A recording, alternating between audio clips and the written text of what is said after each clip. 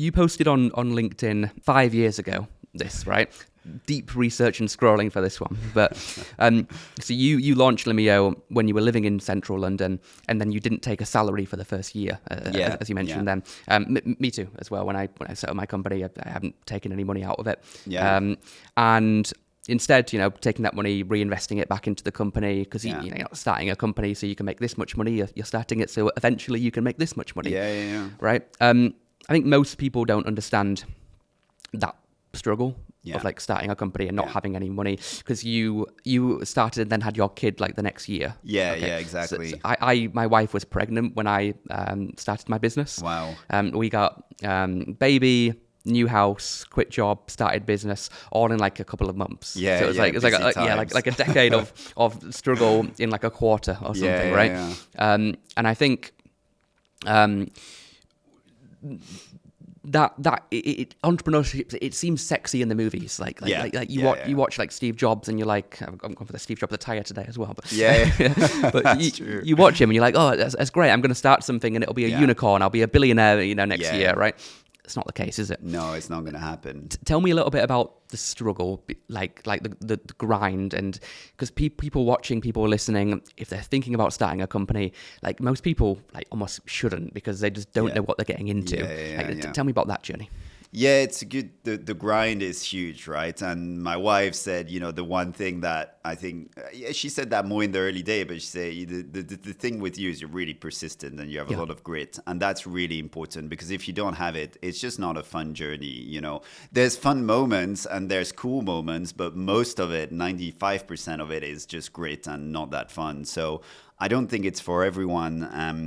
And I guess for me, there were a lot of things that we had to get through, in the early years. I mean, my wife was hugely supportive and I couldn't have done it without her. Both for emotional support, like professional guidance, and also just that she was paying the bills. And that's pretty important to know that you don't have to worry about that. It's, it's also, it does weigh on you, because, you're just, 1 year without a salary, then 1 year on minimal wage. I was barely contributing, and there's no obvious success, from her side. All she gets is like the emotional roller coaster of her husband just complaining and saying this is not going right, and there's just, it's really unclear whether there's ever going to be an upside. So that journey is quite difficult. And I guess, it's just you have to persist. You have to really want it. And I think you have to also be interested by what you're solving. Because I see a lot of people saying, well, there's a huge opportunity in blockchain. And then there's a huge opportunity in AI. But do you actually care about solving that problem in the world? Because if you really don't care, then it's really going to be hard to, in the beginning, even spend a couple of months or years solving it when there's no success. But then once you're successful, it doesn't get any easier. There's more work. You got staff to manage. You've got customers that are complaining. And you need to also be persistent in a different kind of way. So I think you got to make sure you are actually interested or even passionate about the problem you're trying to solve. So obsessed with just not giving up, obsessed with the space, the sector that you're in. What else? If you were investing in a founder, perhaps, what qualities are you looking for? Like how do you don't know if they're going to be successful, obviously, but and most startups aren't. But what would you be looking for, like green flags, in order to reduce the odds of failure? It's a good question. I definitely would want to understand how they've handled failures in the past. It's kind of interesting, but it's often in those moments that, you show your true self. And it also, it calibers in that, something that's a failure for someone could look like something pretty successful to another. So you kind of want to hear, like, how they've gone through a failure, how have they handled it, how have they persisted, what have they learned from it. So I think talking about failures is good. And, a lot of 23 years old, they might have done Oxford and Cambridge and Imperial College, and it's been smooth sailing, and their biggest struggle is they didn't exactly get the best score in like that exam, which was definitely me when I was 23. And that's not enough. You need to show that you actually can handle failure. Because I think that's, you fail in so many small ways along the way, and it's how you learn from it and develop that actually turns out your business to be successful. So that's one thing I would ask. I think in the end also, you got to be smart, but not necessarily book smart, right? You just need to be smarter about the problem that you're solving, and that you're showing that you're thinking critically about it, and people talk about first principle, but you look at like why people wanting you to solve that problem for them. And if people are being honest with themselves on that, and often you don't have all the answers in the early days, but if people have an approach where they're being honest with themselves, they have a unique viewpoint on that, then that's worth digging in. And I think that's when you've got the seed of a good founder, is when they're passionate about the problem, they're thinking about it critically, they've got a unique approach to it, and then they just then need time to refine and make it a business. But I guess that's the two things: handling failure and kind of thinking critically about that problem that they're trying to solve. That's the two things I like to dig in. What about, I guess, specifically in your situation? How old is Limeo now? How many years ago? It's 6 years and a half. Okay, so if you could go back, time machine, right? Six and a half years. I guess you've got like 30 seconds or a minute with the younger version of yourself. You've learned a lot over the past 6.5 years. What would you be telling yourself? I think it's just what I said around thinking critically. I'd say don't lie to yourself. Yes. One of the things we did, and we did it for 3 years, we focused on subscriptions and we focused on the customer service side of subscriptions.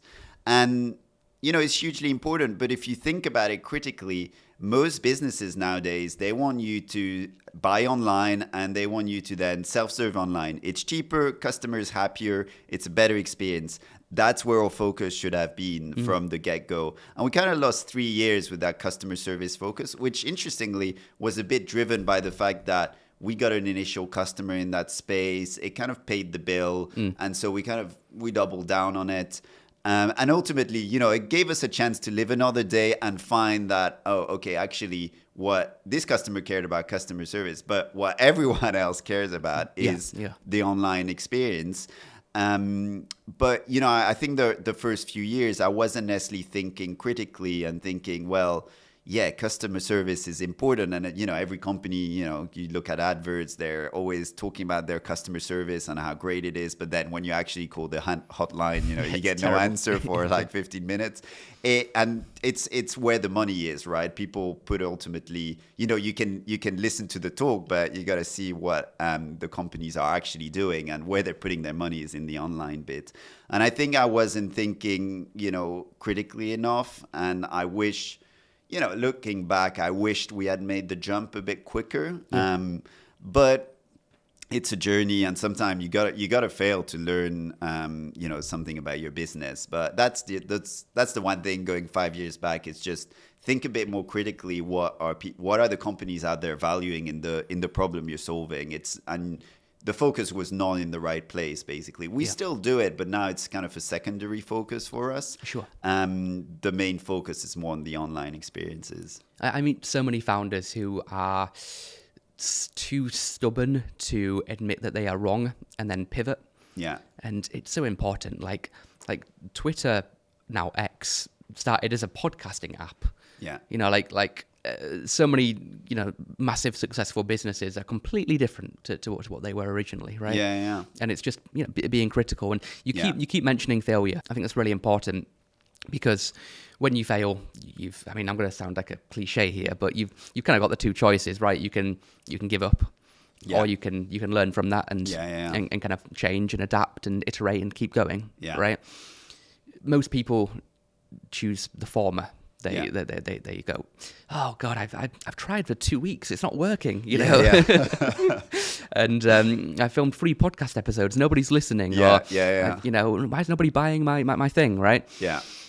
It takes a long time to fail before you succeed. I mean, Steve Jobs, mentioned him earlier, so to quote him, he said, life is going to hit you in the head with a brick. Like you've got to love what you do, and that goes back to your other point, because if you don't love what you do, you are gonna quit. Yeah, because yeah, for sure. Because if like I'm the most persistent person I know, but if I was doing something I hated and I kept failing over and over again, I'd quit as It's well. a perfect excuse to quit, Yeah, right? Like, yeah. hey, it's not working out. You know what? I don't even like this. Let's move on. Yeah. No, Yeah. you gotta love what you do. I mean, it sounds such a cliche, and it doesn't mean, because we all love being on the beach or being on holiday, but you have to love to solve that problems for the world. And that's what creates the grit, creates the persistence, and you need that. Else you're just gonna, at the first failure, you're just gonna take it as an excuse, and there's so many excuses to give up, right, through the journey.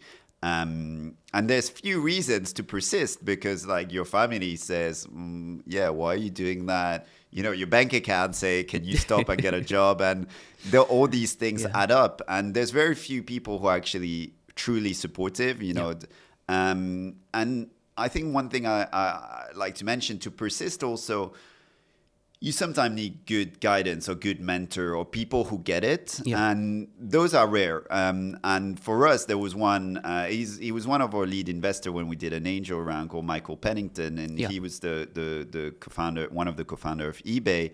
Of Gumtree, who got bought by eBay. Okay. And in the early days, he was just giving us real talk, basically, real advice. Sure. And it's back to what I was saying around not lying to yourself. He was sometime, a couple of critical time, he said, look, guys, you're just going to go bust. You're going to, your startup's not going to work out if you carry on that way. Yeah. And that's not a message you want to hear, because you're kind of lying to yourself and you're thinking, no, but if I do this and that, it's all going to... you need to hear it. Yeah, but you need to hear it, because, if you hear it early enough, you can do something about it, because failure is a big word, but it's not always black and white. If you fail sufficiently early, you might still have a bit of runway or a bit of time or a bit of opportunity to pivot and do something different. If you really wait to the last second, where you've really exhausted all the options, it's kind of hard to recover for a failure, no matter how persistent or gritty you are. You ultimately don't want to be homeless, or you don't want to have something really bad happen in your personal life. So you do need to fail early, but not too early, right? Because you got to persist sometimes. So and that call is really hard to make when you're really deep in the trenches and you're really, it's hard to just look at things critically alone. So I think a good mentor or a good investor, that will really help. And for me, being a founder, that's really helpful in the early days, because I think a lot of the later journey, a lot of people can relate to it. Scaling, employing people, like growing the customer base. It's everybody's jobs. Like this, but the very early days where you're trying to do that product market fit, only founders have really gone through that. And the thing that's maddening is there's no rules, right? There's no playbook. If there was a playbook to create a company, then, everyone would be creating their company. Yeah. But there isn't. And actually, to create a company, you have to break a lot of rules often. And I think talking to someone who's gone through that journey, that's been really helpful. So, I that was maybe the money of the angel round was useful, but actually getting that critical advice when we needed to hear it, that was really helpful.